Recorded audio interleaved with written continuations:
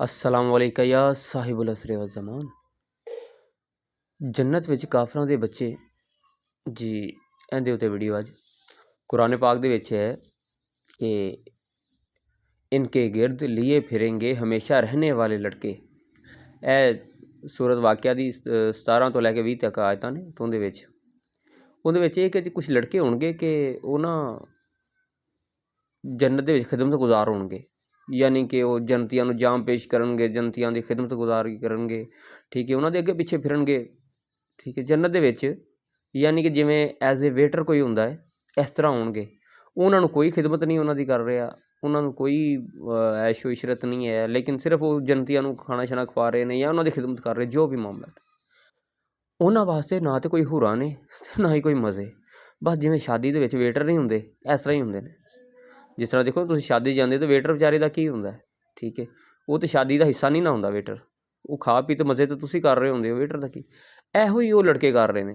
तो फिर एक इन्हां दी ਇਹ खूबी कि हमेशा लड़के ही रहणगे। देखो मर्द विच ਬੰਦੇ ਵਿੱਚ ਤੇ ਲੜਕੇ 'ਚ फ़र्क ਹੁੰਦਾ ਹੈ। ਇਹਨਾਂ ਦੀ ਉਮਰ ਇਹੋ ਹੀ ਲਾ ਲਓ ਕਿ 15 16 17 18 ਸਾਲ ਇੰਨੀ, ਇਸ ਤੋਂ ਥੱਲੇ ਲੜਕੇ ਜਿਹੜੇ ਲੜਕੇ ਦੀ ਉਮਰ ਦੇ ਵਿੱਚ ਆਉਂਦਾ, ਇਹੀ ਲੜਕੇ ਹੀ ਰਹਿਣਗੇ। ਜਦੋਂ ਪੁੱਛਿਆ ਗਿਆ ਕਿ ਇਹ ਲੜਕੇ ਕੌਣ ਨੇ, ਇਹ ਵੇਟਰ ਹੀ ਕਿਉਂ ਨੇ, ਇਹਨਾਂ ਦੀ ਖਿਦਮਤ ਗੁਜ਼ਾਰੀ ਕੋਈ ਕਿਉਂ ਨਹੀਂ ਕਰਦਾ, ਆਖਰ ਇਹਨਾਂ ਨੂੰ ਹੁਰਾਂ ਕਿਉਂ ਨਹੀਂ ਮਿਲ ਰਹੀਆਂ। ਅਤੇ ਅੱਗੋਂ ਉਲਮਾ ਨੇ ਜਵਾਬ ਦਿੱਤਾ, ਜਦੋਂ ਤਫਸੀਰ ਪੜ੍ਹੀ ਉਹਦੇ ਵਿੱਚ ਜਵਾਬ ਆਇਆ ਕਿ ਇਹ ਬੱਚੇ ਨਾ ਕਾਫਰਾਂ ਦੇ ਬੱਚੇ ਹੋਣਗੇ, ਯਾਨੀ ਕਿ ਕਨਫਰਮ ਨਹੀਂ ਹੈ ਕਿ ਇਹ ਬੱਚੇ ਕਾਫਰਾਂ ਦੇ ਬੱਚੇ ਹੋਣਗੇ ਜਿਹੜੇ ਬਲੋਗਤ ਤੋਂ ਪਹਿਲਾਂ ਹੀ ਫੌਤ ਹੋ ਗਏ ਸਨ। ਬਲੋਗਤ ਅੱਜ ਕੱਲ੍ਹ ਤੁਹਾਨੂੰ ਪਤਾ 18 ਸਾਲ ਤੱਕ ਹੁੰਦੀ ਹੈ, ਅਤੇ ਕਹਿਣ ਦਾ ਮਕਸਦ ਹੈ ਕਿ 15 ਸਾਲ ਤੋਂ ਥੱਲੇ ਜਾਂ 14 ਸਾਲ ਤੋਂ ਥੱਲੇ ਜਾਂ 16 ਸਾਲ ਤੋਂ ਥੱਲੇ ਬੱਚੇ ਫੌਤ ਹੋ ਗਏ ਹੋਣਗੇ।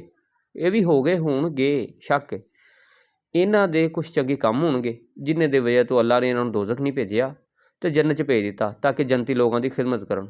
ਜ਼ਾਹਰੀ ਗੱਲ ਹੈ ਉਹਨਾਂ ਦੇ ਮੁਤਾਬਕ ਉਹਨਾਂ ਨੂੰ ਫਿਰ ਅੱਲਾ ਪਾਕ ਨੂੰ ਕੋਈ ਵੇਟਰਾਂ ਦੀ ਵੀ ਤਾਂ ਜ਼ਰੂਰਤ ਹੈ ਨਾ, ਕੋਈ ਕਾਮਿਆਂ ਦੀ ਵੀ ਤਾਂ ਜ਼ਰੂਰਤ ਹੈ ਨਾ।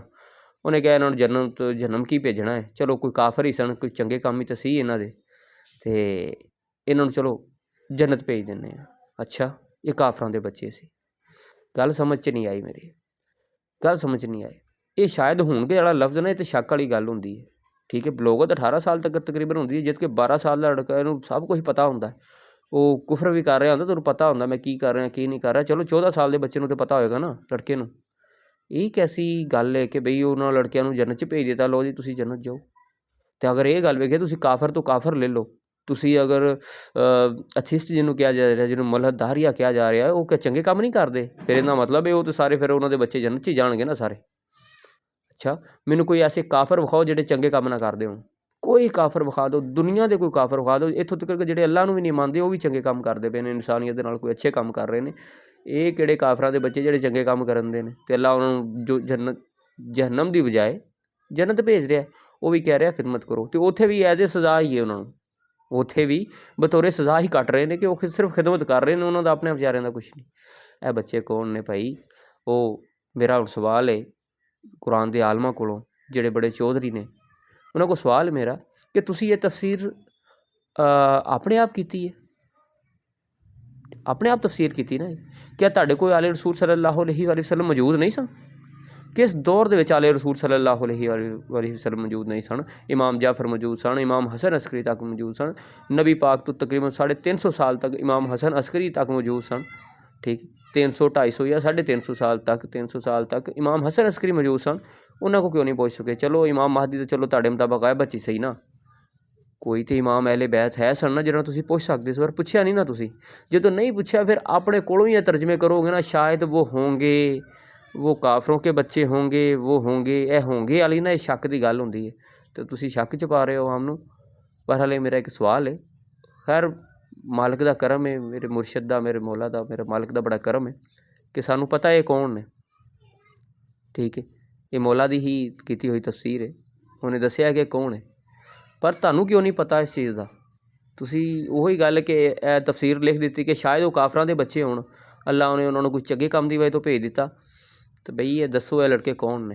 पुछो पीरां फकीरां नूं ये बच्चे कौन ने, ये लड़के कौन ने, ठीक है, कि जिन्हें सिर्फ वेटर ही कर रहे हैं। सूरत वाक़या 17 नंबर आए थे, ਇਹ ਜਿਹੜੀ ਇਹ ਤੁਸੀਂ 17 ਤੋਂ 20 ਤੱਕ ਪੜ੍ਹੋਗੇ ਨਾ, ਅਤੇ ਇਹੋ ਹੀ ਕਿ ਉਹ ਜਨਤੀਆਂ ਦੀ ਖਿਦਮਤ ਕਰਨਗੇ, ਅਤੇ ਉਹਨਾਂ ਦੇ ਮਤਲਬ ਉਹਨਾਂ ਦੀ ਖਿਦਮਤ ਗੁਜ਼ਾਰੀ 'ਚ ਨੇ ਯਾਰ ਸਾਰੇ ਵੇਟਰ ਨੇ। ਉਤੋਂ ਤਫਸੀਰ ਨੇ ਰੰਗ ਭਰ ਦਿੱਤੇ ਬਹੁਤੇ, ਉਹਨਾਂ ਕਿਹਾ ਕਾਫਰਾਂ ਦੇ ਬੱਚੇ ਹੋਣਗੇ ਪਰ ਚੰਗੇ ਕੰਮ ਕੀਤੇ ਹੋਣਗੇ ਤੇ ਬਲੂਗਤ ਤੋਂ ਪਹਿਲੇ ਹੀ ਫੌਤ ਹੋ ਗਏ ਨੇ, ਤਾਂ ਅੱਲਾ ਨੇ ਇਹਨਾਂ ਨੂੰ ਜਹਨਮ ਦੀ ਬਜਾਏ ਜੰਨਤ 'ਚ ਭੇਜ ਦਿੱਤਾ। ਤਾਂ ਹੀ ਕਿਹਾ ਸੀ ਦੀਨ ਅਹਿਲੇ ਬੈਤ ਕੋਲ ਲੈਣਾ, ਕਦੀ ਗੁੰਮਰਾਹ ਨਹੀਂ ਹੋਵੋਗੇ। ਇਹ ਤਾਂ ਇੱਕ ਆਇਤ ਹੈ, ਇਹੋ ਜਿਹੀਆਂ ਤਾਂ ਬੇਸ਼ੁਮਾਰ ਆਇਤਾਂ ਨੇ ਜਿਹੜੀਆਂ ਅਜੀਬੋ ਗਰੀਬ ਤਫਸੀਰ ਕੀਤੀ ਗਈ, ਅਜੀਬੋ ਗਰੀਬ। ਠੀਕ ਹੈ, ਬਾਕੀ ਇਹ ਆ ਕਿ ਅਹਿਲੇ ਬੈਤ ਤੋਂ ਸਿਵਾ ਕੋਈ ਸਹਾਰਾ ਨਹੀਂ, ਤੇ ਇੰਤਜ਼ਾਰ ਕਰੋ ਆਪਣੇ ਵਕਤ ਦੇ ਇਮਾਮ ਦਾ, ਜਲਦੀ ਤੋਂ ਪਹਿਲੇ ਆਵੇ ਤਾਂ ਕਿ ਇਹ ਜਿਹੜੀ ਗੁੰਮਰਾਹੀ ਫੈਲੀ ਹੋਈ ਹੈ ਇਹ ਦੂਰ ਹੋਵੇ। ਠੀਕ ਹੈ, ਹੱਕ ਹੱਕ ਹੋਵੇ, ਬਾਤਲ ਬਾਤਲ ਹੋਵੇ, ਬਾਕੀ ਬਾਤਲ ਨਾਬੂਦ ਹੋਵੇ, ਹਲਾਕ ਹੋਵੇ। ਠੀਕ ਹੈ, या इमाम अल मुंतकिम अलहजल अलहजल, इंतकाम इंतकाम या इमाम अल मुंतकिम अलहजल अलहजल, हुब्बे अली रहमतुल्लाह, बुग़्ज़े अली लानतुल्लाह।